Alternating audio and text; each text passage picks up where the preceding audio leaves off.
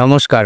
ভাবুন তো, ভোটার লাইনে দাঁড়িয়ে আছেন, কিন্তু বুথে গিয়ে শুনলেন আপনার নাম নেই ভোটার লিস্টে।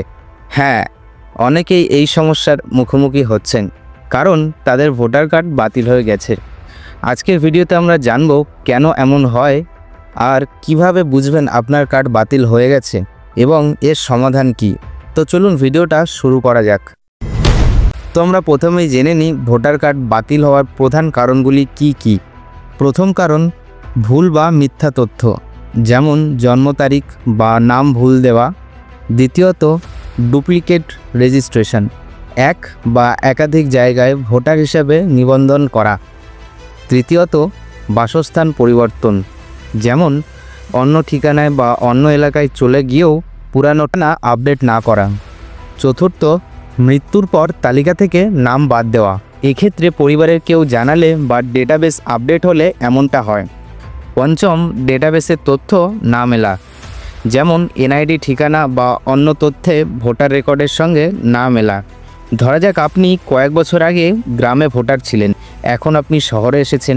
নতুন ঠিকানায় ভোটার হালনাগাদ না করলে পুরনো জায়গা থেকে নাম কেটে দেওয়া হতে পারে।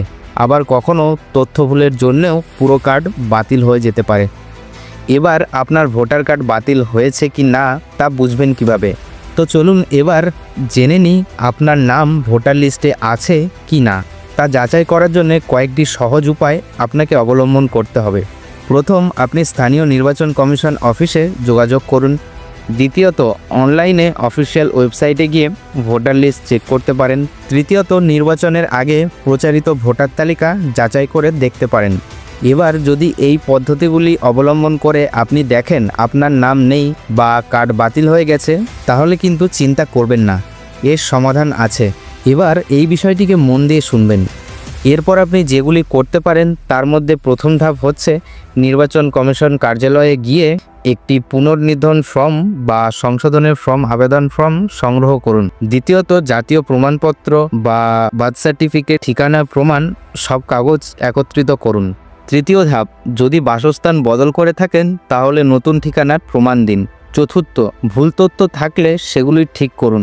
এবং পঞ্চম ধাপ, অনলাইনে অনেক ক্ষেত্রে আবেদন করা যায় এই বিষয়গুলির ওপরে, সেই সুযোগ থাকলে আপনি কিন্তু সেটা ব্যবহার করে দেখতে পারেন। মনে রাখবেন, ভোট কিন্তু আপনার সাংবিধানিক অধিকার। কার্ড বাতিল হয়ে গেলে আপনি কিন্তু ভোট দিতে পারবেন না, আর এতে আপনার কণ্ঠস্বর হারিয়ে যেতে পারে। তাই দেরি না করে আজই চেক করুন আপনার ভোটার কার্ড সক্রিয় আছে কিনা। ভুল থাকলে এখনই ঠিক করুন, কারণ ভোটের দিন এগিয়ে আসছে, তখন আর কিন্তু আপনি সময় পাবেন না। সচেতন হন, নিজের অধিকার রক্ষা করুন এবং ভোট দিন, দেশের ভবিষ্যৎ গড়ুন।